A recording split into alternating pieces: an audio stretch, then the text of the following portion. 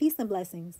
In this study, I want to introduce the upcoming series, which details the day of Yahuwah, by breaking down Matthew 24. So the first thing we see here is that the disciples called the temple to Yeshua's attention. And he says to them, there shall not be left here one stone upon another that shall not be thrown down. The disciples then ask him, when will these things be? And what shall be the sign of his coming and of the end of the age? So this sets the tone and context for the conversation which ensues as the destruction of the temple. Now, I want to look at this word coming. If we look at the Helps word study, it says a technical term with reference to the visit of a king or some other official, a royal visit. So if you've seen my What is the Gospel videos, you know that the gospel is that the kingdom of God is coming. So when the disciples ask him this question, they're asking him, when is the temple going to be destroyed? And what will be the sign that the kingdom that you've been preaching about is coming and of the end of the age? Now, this word that we see as world here does not mean the end of the world as in the destruction of the earth. It means a space of time or an age. So I will be changing that from world to age moving forward. And this end of the age refers back to the parable of the tares that I looked at in Parables Part 1. So in verse 41 of this parable, it says, the Son of Man shall send forth his angels, and they shall gather out of his kingdom all things that offend, and them which do iniquity. 43, then shall the righteous shine forth as the sun in the kingdom of their Father. So this establishes that the destruction of the temple runs concurrently with the establishing of the kingdom that Yeshua preached. The next thing that Yeshua says is, take heed that no man deceive you. In the next verses, he warns them to be on guard for deceivers and false Christs. And he then speaks of wars, famines, pestilences, and earthquakes. Now, if we go to Ezekiel 14, verse 21 says, for thus saith Yahuwah Elohim, how much more when I send my foursword judgments upon Jerusalem, the sword and the famine and the noisome beast and the pestilence, to cut off from it man and beast. So these three judgments of war, famine, and pestilence that Yeshua mentioned are three of God's four judgments that he says he will send against Jerusalem.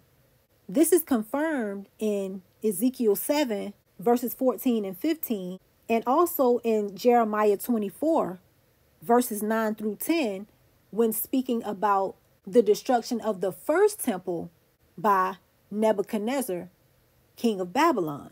So in verse 8, Yeshua says that all these things are the beginning of sorrows. In verse 9, he says, then shall they deliver you up to be afflicted, and shall kill you, and ye shall be hated of all nations for my name's sake. Who is you? The you that he is speaking to is his disciples. We have to keep in the forefront of our mind that there is an actual audience, and that audience is not us. It is his disciples.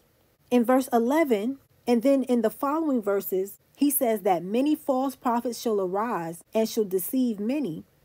And because iniquity shall abound, the love of many shall wax cold. Next, he says the gospel will be preached as a witness to all nations. And this is where people commonly teleport into present day. But let's look at this word world. It says the inhabited world, that is the Roman world. For all outside of it was regarded as of no account. So if we go over to Acts chapter 2, verse 5 reads, and there were dwelling at Jerusalem Jews, devout men out of every nation under heaven. And if we go to chapter 8, verse 26 says, and the angel of the Lord spake unto Philip, saying, arise and go toward the south unto the way that goeth down from Jerusalem unto Gaza, which is desert. And he arose and went, and behold, a man of Ethiopia, a eunuch of great authority under Candace, queen of the Ethiopians, who had the charge of all her treasure, and had come to Jerusalem for to worship, was returning, and sitting in his chariot, read Isaiah the prophet. So far we've seen Jews from every nation under heaven present when the Holy Spirit was poured out on Shavuot or Pentecost. Now we see an Ethiopian coming to Jerusalem to worship. You add on to that Paul's preaching, and you have the whole world covered. In verse 15, he moves on and says, when you see the abomination of desolation spoken of by Daniel the prophet stand in the holy place, then let them which be in Judea flee into the mountains. Judea was a Roman province, and that province no longer exists today. It goes on to say in 20, but pray ye that your flight be not in the winter, neither on the Sabbath. Why not on the Sabbath day? Because on the Sabbath day, the gates would have been closed and nobody would have been able to get out of the city. We also see this in Jeremiah 38 verse 2. It says, thus saith Yahuwah, he that remaineth in this city shall die by the sword, by the famine, and by the pestilence. But he that goeth forth to the Chaldeans or Babylonians shall live. So what we're beginning to see here is that Yeshua is prophesying that the same things that happened during the destruction of the first temple is going to happen again to the second. This now further confirms that this is speaking of a localized event within Judea. So let's look at the abomination of desolation. Daniel 9 is the first time we see a reference to desolations occurring on account of abominations. And we see this in verse 27 in the context of the prophecy that Gabriel gave to Daniel regarding the 70 weeks. Verse 27 says, and he shall confirm the covenant with many for 1 week. And in the midst of the week, he shall cause the sacrifice and the oblation to cease. And for the overspreading of abominations, he shall make it desolate, even until the consummation, and that determined shall be poured out upon the desolate. If we go back to the beginning of this chapter, verse 2 says, in the first year of his reign, I, Daniel, understood by books the number of the years, whereof the word of Yahuwah came to Jeremiah the prophet, that he should accomplish 70 years in the desolations of Jerusalem. So the context of this prophecy given to Daniel is Daniel's study of Jeremiah's 70-year prophecy against Jerusalem. So let's see what we can glean from Jeremiah. Jeremiah 32, beginning at 28. Therefore, thus saith Yahuwah, behold, I will give this city into the hand of the Chaldeans, and into the hand of Nebuchadrezzar, king of Babylon, and he shall take it. And the Chaldeans that fight against this city shall come and set fire on this city, and burn it with the houses upon whose roofs they have offered incense unto Baal, and poured out drink offerings unto other gods, to provoke me to anger. For the children of Israel and the children of Judah have only done evil before me from their youth. For the children of Israel have only provoked me to anger with the work of their hands, saith Yahuwah. For this city hath been to me as a provocation of mine anger and of my fury from the day that they built it, even unto this day, that I should remove it from before my face. Skip to 34. But they set their abominations in the house which is called by my name to defile it. So Yahuwah is saying here that there was idolatry taking place in the first temple before he destroyed it. And it was done by Israel. Let's get some more details on this. Ezekiel chapter 8 verse 5. Then said he unto me, Son of man, lift up thine eyes now the way toward the north. So I lifted up mine eyes the way toward the north. And behold, northward at the gate of the altar, this image of jealousy in the entry. He said furthermore unto me, Son of man, seest thou what they do? The great abominations that the house of Israel committeth here, that I should go far off from my sanctuary? But turn thee yet again, and thou shalt see greater abominations. Verse 8, Then said he unto me, Son of man, dig now in the wall.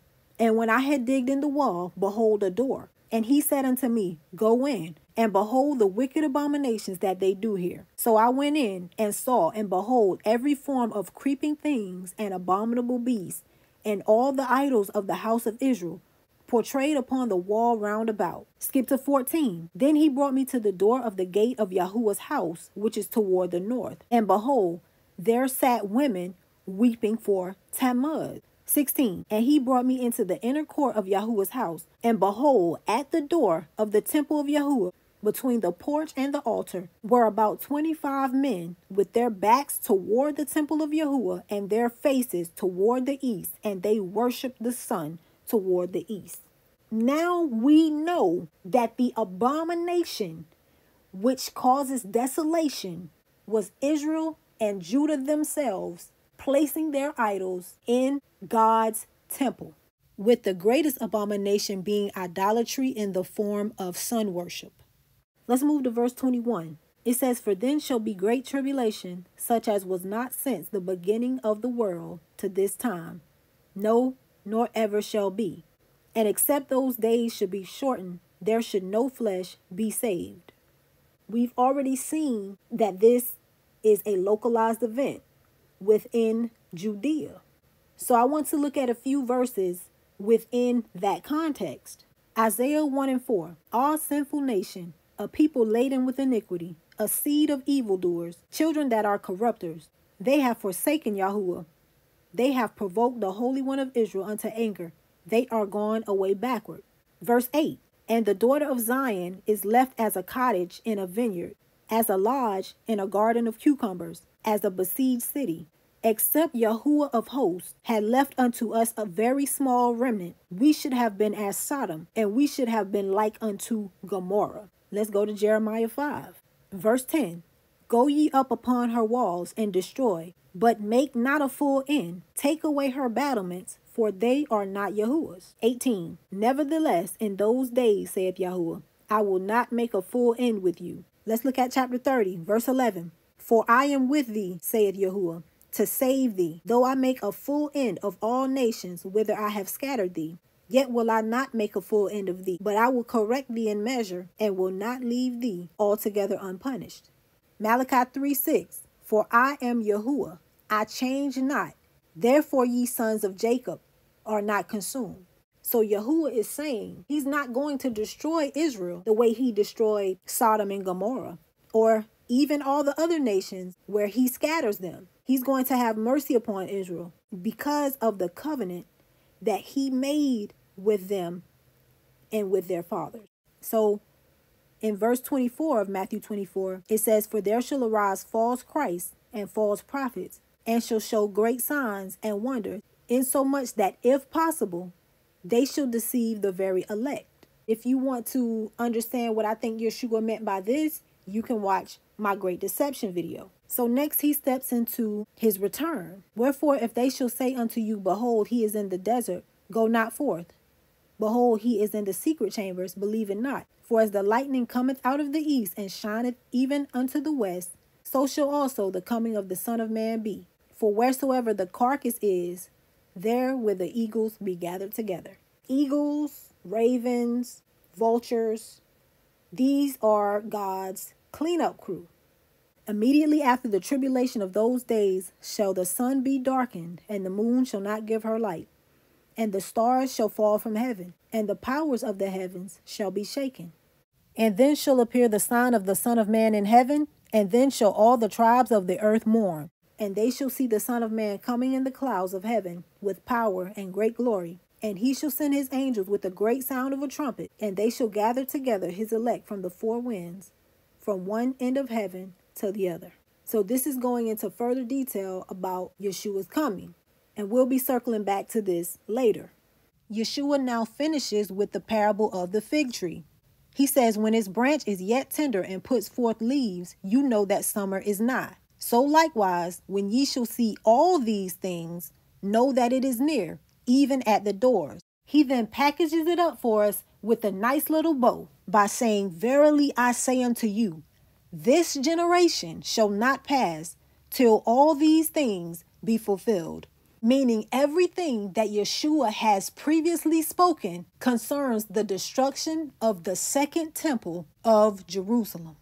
So last, I want to look at verse 37. But as the days of Noah were, so shall also the coming of the Son of Man be. For as in the days that were before the flood, they were eating and drinking, marrying and giving in marriage, until the day that Noah entered into the ark, and knew not until the flood came and took them all away.